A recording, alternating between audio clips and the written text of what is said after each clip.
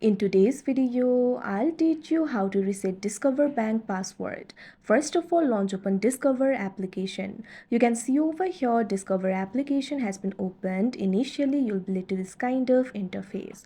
Right over here, you'll be able to find this option for login. Tap on it.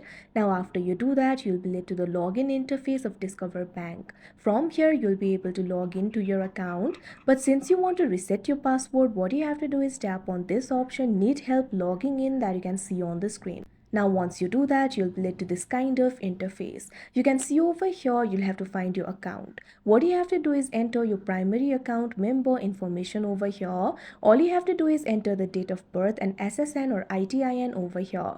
Tap on the field of date of birth. Now after you do that, what you have to do is select the date of birth. First of all, select the month, scroll up or down in order to select the month. Likewise, select the day. After you do that, select the year and tap on the OK option that you can see on the screen. Now also enter the SSN or ITIN over here. Tap on the field of SSN or ITIN. Now after you do that, enter the SSN or ITIN over here. Now tap on the next option that you can see on the screen. Now the Discover Bank will locate your account. Now you'll be able to update your password. Simply enter the new password. Create a very strong password for yourself. Also follow all the requirements of the password. After you do that, confirm the password. After you confirm the password, tap on the option update password and your password will be updated.